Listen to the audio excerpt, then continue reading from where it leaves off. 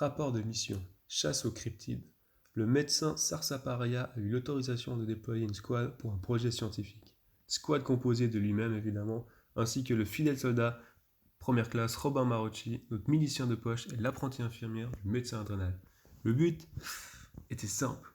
Nous suivions des pistes bien précises, retraçant les lieux, des rumeurs et des légendes entendues de toutes parts.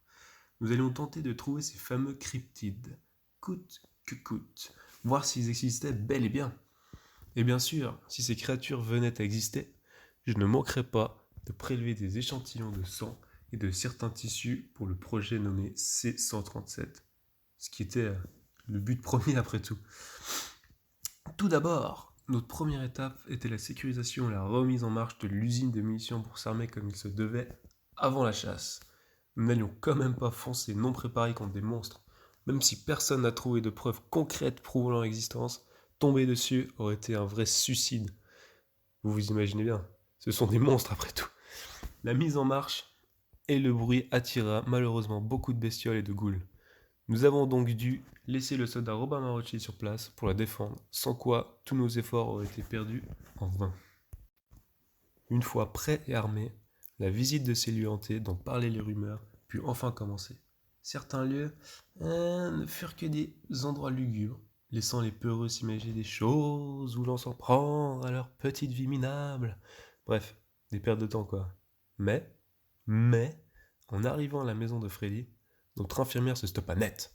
« J'entends quelque chose de bizarre !» s'exclama-t-elle. « Je n'ai jamais entendu un grognon pareil, c'est lourd et glacial.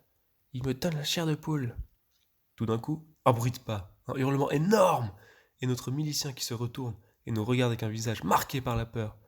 Je crois que c'est un Wendigo. Un Wendigo ? Ah ah, un vrai de vrai. Ah, quelle joie. J'en ressens l'excitation rien que de m'en rappeler. Je répète, oui, je répète, le Wendigo qu'on peut observer dans les comics existe bel et bien. Note pour plus tard. Cela veut potentiellement dire que les autres légendes dont nous avons entendu parler peuvent, elles aussi, être bien réelles. Le combat fut rude. Vraiment rude. On s'en sortit miraculeusement avec quelques griffures, lacérations, voire morsures. Heureusement au final, le plus important était que le cadavre n'était pas en trop mauvais état pour des prélèvements. Ouf.